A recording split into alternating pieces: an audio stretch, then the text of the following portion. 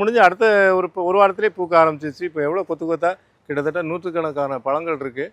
இன்னும் நல்ல கலர் மாறலை. நல்ல கலராக வரும்போது ரெட் கலரில் இருக்கும். இதனுடைய பழங்கள் எல்லாமே இந்த செடியை அப்படியே வளர விடலாம். ஏன்னா எல்லாமே இப்போ ஸ்ட்ராங்கான செடி, பெரிய செடியாக இருக்குது. சின்ன செடியாக இருந்தாலும் நம்ம காய் அலோவ் பண்ணக்கூடாது. எல்லாமே பெரிய செடிகளாக இருக்கிற நாளான செடியாக இருக்கிறதுனால நம்ம காய்களை அலோவ் பண்ணலாம். அப்படியே மாங்காய் நிறையா ஆச்சரியப்படுற மாதிரி காய்ச்சிருக்கு. வெள்ளரி மாங்காய் கொத்து கொத்தாக காய்க்கிற தன்மையுடைய பாருங்கள். ஒரே கொத்தில் 3, 4, 7, 8 காய் இருக்குது. இதேமாதிரி நிறைய கொத்து இருக்குது. ரெட் இலந்தை, இந்த இலந்தை வந்து பழங்கள் வந்து சிவப்பாக இருக்கும். ஒரு ஆப்பிளுடைய கலரில் வரும்.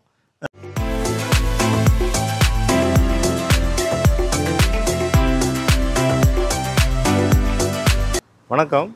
சென்னை கூடுவாஞ்சேரியில் இருக்கக்கூடிய கிரீன்லேண்ட் நர்சரிக்கு ஏப்ரல் மாதம் வந்து 3வது லோடு பற்றி தான் பார்க்க போகிறோம்.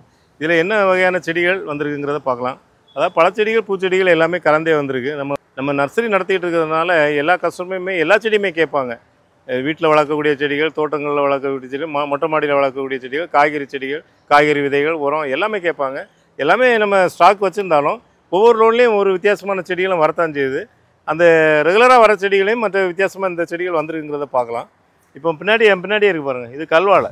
இந்த கல்வாழையில் இது ஒரு ஹைப்ரிட் வெரைட்டி. இது வந்து இலையும் அழகாக இருக்கும், பூவும் அழகாக இருக்கும். பூ இந்த மாதிரி கலர் நீங்கள் பெரும்பாலும் பார்த்துருக்க வாய்ப்பில்லை.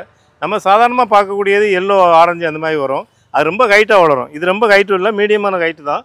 பூக்கள் வந்து எப்போவுமே இருக்கும். அதே மாதிரி நிறைய பேர் கேட்பாங்க, எனக்கு எங்கள் வீட்டில் வெயில் இல்லை சார், நிழலில் வளர்கிற மாதிரி பூச்செடி கொடுங்கம்பாங்க. இந்த பூச்செடி நிழலில் வளர்கிற மாதிரி பூச்செடின்னு பார்த்தீங்கன்னா இதுதான். இது ஹெலிகோனியம். 2 வெரைட்டியும் தான் நம்ம நிழலில் வரக்கூடிய பூச்செடிகள். சென்னை மாதிரி சிட்டியில் இருக்கவங்களுக்கு இந்த மாதிரி கொஞ்சம் வெயில் இல்லைன்னா கூட இந்த செடிகளை வச்சு பராமரிக்கலாம். இதுவும் பெரிய பேக்கெட்லேயே வந்திருக்கு, பூவோடே வந்திருக்கு. பூ வெரைட்டியில் பார்த்தீங்கன்னா செண்பகம் செடி, இது கிராப்டட் செடி, எல்லாமே அரும்போடு வந்துருப்பாருங்க. எல்லாமே 5 அடி 6 அடி ஹைட்டாக இருக்குது. இது எல்லோ ஒயிட் ரெண்டுமே இருக்குது. ரெண்டுமே நம்ம ஈஸியாக ஐடென்டிஃபை பண்ணிக்கலாம். எல்லாமே பெரிய செடிகளாகவே இருக்குது. பெரிய ஒரு 15-16 கவரில் இருக்குது. பொதுவாக நிறைய பேருக்கு இது செண்பகம்னா பெரிய மரமாகி பூக்கன்னு நினைப்பாங்க. இதை மாடியில் வளர்க்கலாம், சின்ன தொட்டியில் கூட வளர்க்க முடியும். நிறைய பூ சின்ன செடியிலே வரும். கிராப்டட் வெரைட்டிங்கிறதுனால சின்ன செடியிலே பூக்கள் நிறைய வரும். அடுத்து நம்ம பார்க்குறது லலித் கொய்யா. இந்த லலித் கொய்யா வந்து நாட்டு வெரைட்டி மாதிரி உள்ள ப்ளஸ் வந்து பிங்க் கலரில் இருக்கும். நல்லா சாஃப்டாக இருக்கும், நல்லா மணமாகவும் இருக்கும். அதனால் நம்ம நிறைய பேர் இதை கேட்குறாங்க. நாட்டு கொய்யானி கேட்குறவங்களுக்கு இந்த வெரைட்டியை தான் கொடுக்குறோம். இதில் பிஞ்சுகளே இருக்குது பாருங்கள். பெரிய பிஞ்சுகள் நிறையா இருக்குது. எல்லா செடியிலுமே பிஞ்சு இருக்குது. ஏன்னா இது 8 அடி 10 அடி வளர்ந்த செடிகள் எல்லாமே பெரிய பெரிய செடிகளாக இருக்குது. இதெல்லாம் மாடியிலே வைக்கலாம். மாடியில் வச்சோன்னா நம்ம கொஞ்சம் நுனியை அது வேர் செட் ஆன அப்புறம் கொஞ்சம் நுனியை கட் பண்ண வேண்டியது இருக்கும். தரையில் வச்சோன்னா அப்படியே கூட விடலாம். ஆனால் கட் பண்ணி வளர்க்குறது நல்லது. கட் பண்ணி வளர்க்கும் போது உங்களுக்கு காய்கள் நிறையா காய்க்கும்.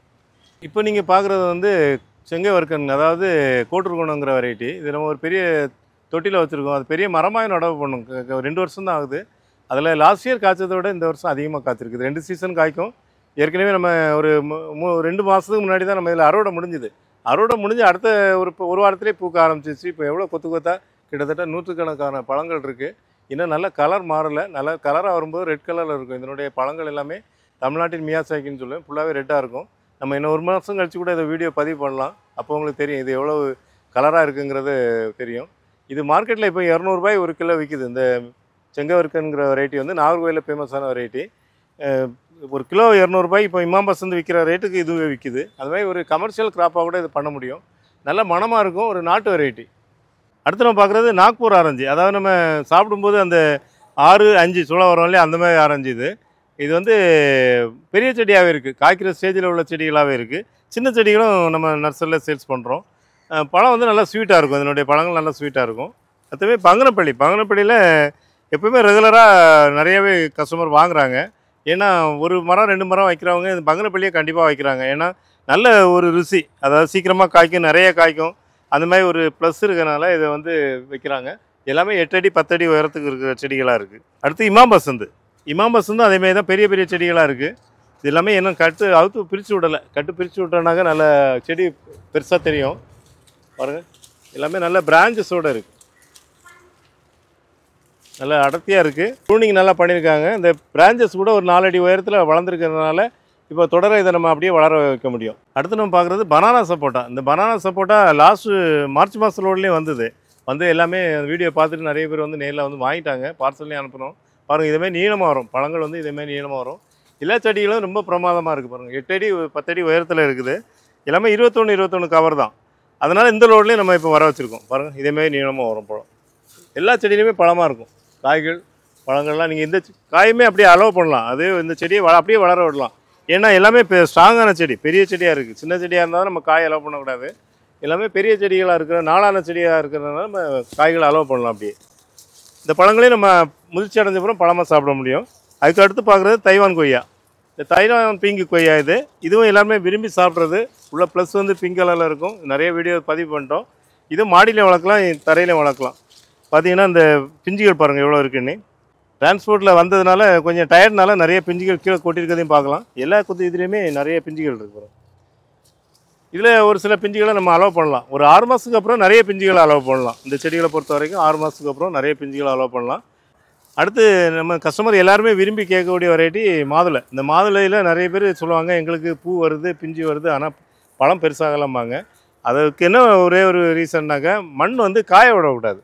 மண்ணை காய விட்டிங்கன்னா உங்களுக்கு அந்த செடி வந்து நல்லா காய்க்காது, காய் பெருசாக. மாதுளையை பொறுத்த வரைக்கும் அந்த செடியை சுற்றி எப்போவுமே ஈரமாக இருக்கிற மாதிரி மல்ச்சிங் ஏதாவது பண்ணிக்கணும்.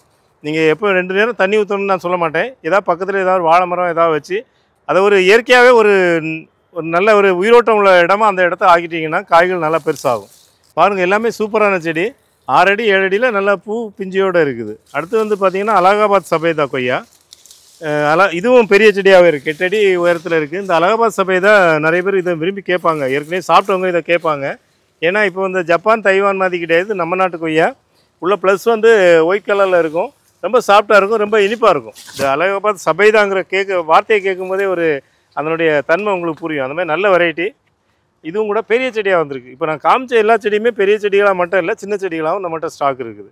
அடுத்து இந்த ரோட்டில் வந்த செடியில் பார்த்திங்கன்னா செடியை காமிக்கல, மாங்காயை காமிக்கல. ஏன்னா மாங்காய் நிறையா ஆச்சரியப்படுற மாதிரி காய்ச்சிருக்கு. வெள்ளரி மாங்காய் கொத்து கொத்தாக காய்க்கிற தன்மையுடைய பாருங்கள். ஒரே கொத்தில் 3 4 7 8 காய் இருக்குது. இதேமாதிரி நிறைய கொத்து இருக்குது. கொஞ்சம் அடம்பாக இருக்கிறனால தெரியலை. இதில் பாருங்கள், இதில் கூட 4 காய் இருக்குது. அதேமாதிரி இங்கே பாருங்கள், இதில் ஒரு 5 காய் இருக்குது.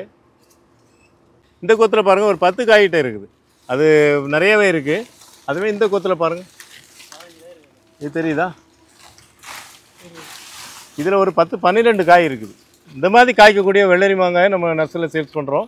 இது காயாகவும் சாப்பிட்றதுக்கு நல்லாயிருக்கும். நாகர்கோவில் பகுதியில் இப்போ ரொம்ப பிரசித்தி பெற்றதாகும். பழமாகவும் சாப்பிட்லாம், காயாகவும் சாப்பிட்லாம். இந்த வெள்ளரி மாங்காயை பொறுத்த வரைக்கும் காய்களோட செடிகளை சேல்ஸ் பண்ணுறோம் பாருங்கள். எல்லா செடிகளுமே ஒரு 2 அடி 2.5 அடி ஹைட்லே உங்களுக்கு காய்கள் கொத்து கொத்தாக வரும். என்னென்னா இது காய்க்கிற தன்மை ஜாஸ்தி. இப்போ ஒரு பங்கனப்பள்ளியோ ஒரு இமாம்பஸ் காய்க்கிற மாதிரி இல்லை, அதிகமாக காய்க்கும் இந்த வெள்ளரி மாங்காயை பொறுத்த வரைக்கும்.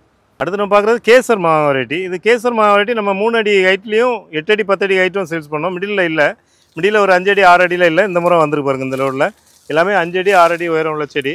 இந்த மாம்பழத்தை பற்றி சொல்லணும்னா ரொம்ப வித்தியாசமான ஒரு டேஸ்ட் உள்ளது. அதாவது அதை தோலை கட் பண்ணும்போது ஒரு ஆரஞ்சு கலரில் இருக்கும். அது மணமத்தோடு சேர்ந்து ரொம்ப நல்லாயிருக்கும். நல்ல வெரைட்டி. இது எல்லாருமே ஒரு வட இந்திய வெரைட்டி, ஆனால் எல்லாருமே விரும்பக்கூடிய ஒரு வெரைட்டி. நம்ம இந்தியன் வெரைட்டி. இது சின்ன கவரில் இருந்தது, இப்போ நம்ம மீடியமான சைஸ் கவர்லேயும் வந்திருக்கு. இது மாடியிலையும் வளர்க்கலாம், தரையிலையும் வளர்க்கலாம். அடுத்து நம்ம பார்க்குறது கேட் ஃப்ரூட்டு. கேட் ஃப்ரூட்டுன்னா இது பூனையினோட கண்கள் மாதிரி இருக்கும். இந்த பழம் பாருங்கள், தெரியுதா? அப்படியே பூனை எப்படி கண்ணை உருட்டினா எப்படி இருக்கும் வீட்டில் உட்காந்து, அது மாதிரி இருக்கும். அதனால தான் கேட் ஃப்ரூட்டுன்னு சொல்லுவாங்க. இது ருசி ரொம்ப சின்ன சைஸ் தான், ரொம்ப இனிப்புன்னு சொல்ல முடியாது. ஆனால் இது ஒரு ஃபேன்சி பிளான்ட் மாதிரி நிறையவே காய்க்கும். நிறைய கொத்து கொத்தாக காய்ச்சிருப்பாங்க. லோ மெயின்டெனன்ஸ், மெயின்டெனன்ஸே கிடையாது, அப்படியே எடுத்து சாப்பிட்லாம். ரொம்ப ஈஸியான பராமரிப்பில் வளரக்கூடிய செடி. அதேமாதிரி பாதாம் செடியும் வந்திருக்கு. பாதாம் உங்களுக்கு ஒரு காஸ்ட்லியான வெரைட்டி, எல்லாருக்குமே தெரிஞ்ச வெரைட்டி. இது கொரோனா காலத்தில் எல்லோரும் சத்து வேணும்னு இந்த பருப்பு தான் வாங்கி சாப்பிட்டுட்டு இருந்தாங்க. இப்போவும் சாப்பிட்றாங்க. இதுவும் நம்ம எளிமையான பராமரிப்பில் வளர்க்கக்கூடியதான். ஏன்னா எல்லாமே பட்டிங் செடி, அதனால் ஈஸியாகவே வளரும், காய்க்கும். கொஞ்சம் கவனமாக பராமரிக்கணும் இந்த பாதாம் செடியை பொறுத்த வரைக்கும். அடுத்து நம்ம பார்க்குறது ரெட் இலந்தை. இந்த இலந்தை பழங்கள் சிவப்பாக இருக்கும். ஒரு ஆப்பிளுடைய கலரில் வரும். பழம் சைஸும் நல்லா பெருசாக இருக்கும். பார்த்தீங்கன்னா இது எல்லாமே பூ பிஞ்சியோடு இருக்குது. பாருங்கள், பூவும் இருக்குது, பிஞ்சியும் இருக்குது. ரொம்ப எளிமையான பராமரிப்பு. பொதுவாக இலந்தையை பொறுத்த வரைக்கும் ரொம்ப தண்ணி தேவையில்லை, உரைச்சி தாங்கி வளரக்கூடியது. ஆனால் முக்கியமாக கவனிக்க வேண்டியது என்னென்னா, இந்த ஒட்டு பகுதியிலேருந்து பட்டிங் பண்ணியிருக்காங்க இல்லையா, அந்த பட்டுக்கிலேருந்து செடிகள் வளராமல் பார்த்துக்கணும். தாய்ச்செடியிலேருந்து கிளைகள் உருவாச்சுனாக்க, அதாவது நாட்டு செடி வளர்ந்ததுன்னா இந்த மெயின் செடி ட்ரை ஆகிடும். அதனால் அதை மட்டும் பராமரித்து வளர்த்தோன்னா சூப்பராக மாடியில் மகசூல் கொடுக்கும். அடுத்து நம்ம பார்க்குறது லில்லி பில்லி. லில்லி பில்லிங்கிறது ரொம்ப ஒரு ஃபேன்சியாக இருக்கும். அதனுடைய பழங்கள் பார்த்திங்கன்னா ரொம்ப ஃபேன்சியாக இருக்கும். நம்ம கிளைமேட்லேயும் காய்க்கக்கூடியது. ஆனால் இந்த செடிகள் நம்ம பார்க்காதனால என்ன தோணுன்னா இதெல்லாம் எங்கே காய்க்க போகுதுன்னு தோணும். ஆனால் நம்ம தோட்டத்திலே காய்ச்சுது. கொஞ்சம் ஒரு புளிப்பு சுவையில் இருக்கும். நெல்லிக்காய் சாப்பிட்ட மாதிரி இருக்கும். ஆனால் விட்டமின் சி உடையது. புளிப்பாக இருந்தாலே உங்களுக்கு விட்டமின் சி இருக்கும். எல்லாம் மருத்துவ குணம் நிறைஞ்சது தான். இதுவும் சின்ன செடிகளாக இருக்குது. அதேமாதிரி கேக் ஃப்ரூட்டு. இந்த கேக் ஃப்ரூட்டு இப்போ நம்ம தோட்டத்தில் ஒரு மரம் தரையில் வச்சுருந்த மரத்தில் பழங்கள் வந்திருந்தது. ரொம்ப ஆச்சரியமாக இருந்தது. அதில் என்ன பியூட்டின்னா நிறைய தேனீ. அது பூ விரிஞ்சிருக்கும்போது நிறைய தேனீ வந்தது. அது பழங்கள் எப்படி வருதுங்கிறத பார்த்து நான் அறுவடை பண்ணி அதனுடைய பழங்களையும் கூட வீடியோ எடுத்து வச்சுருக்கேன். அதை கூட இதில் காமிக்கிறேன்.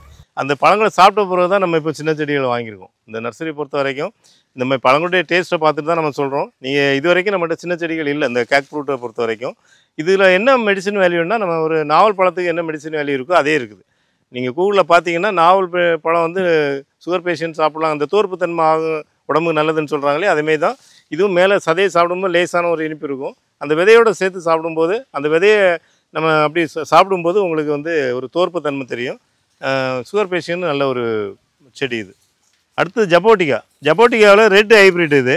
இந்த வெரைட்டி கூட பார்த்திங்கன்னா உங்களுக்கு மர முந்திரின்னு சொல்லுவோம். நம்ம மாடியிலையும் இருக்குது. ஏற்கனவே இப்போ டெய்லி ஏதாவது பழங்களை அதில் சாப்பிட்டுட்டு இருக்கலாம். மாடியில் இந்த மாதிரி செடிகளை வச்சிங்கன்னா டெய்லியுமே இதில் அறுவடை பழங்கள் கிடைக்கும். இது வந்து ஒரு மாடிக்கேற்ற ரகம்னு சொல்லலாம். கொஞ்சம் நிழலான இடத்துல வைக்கலாம். வெயில் இருந்தாலும் ஓரளவு தாங்குது. நிழலான இடத்துல இருந்தால் நல்லா க்ரோத் இருக்குது. நிறைய பழங்கள் வந்துட்டு இருக்கும். இந்த பழங்களும் பார்த்திங்கன்னா ஒரு கிரேப்ஸ் நம்ம திராட்சை பழம் சொல்கிறோம்லே அந்த மாதிரி ஒரு மருத்துவ குணம் நிறைஞ்சது தான். ஒரு நிறைய விட்டமின்ஸ் அதில் கலந்துருக்கு. இந்த செடியை மாடியில் வளர்க்கலாம். இது வரைக்கும் இந்த ஏப்ரல் மாதம் வந்த லோடில் உள்ள செடிகளை பற்றி பார்த்தோம். இந்த செடிகளில் எல்லாமே நல்ல ஒரு தரமான பெரிய பெரிய செடிகளாக வந்திருக்கு. இந்த செடிகள் ஏதாவது உங்களுக்கு தேவைப்பட்டுச்சுன்னா எங்கள் நர்சரி நம்பர் 9841 986 400 நம்பர் கான்டாக்ட் பண்ணி வாங்கி பயன்பெறுமாறு அன்புடன் கேட்டுக்கொள்கிறேன். நன்றி, வணக்கம்.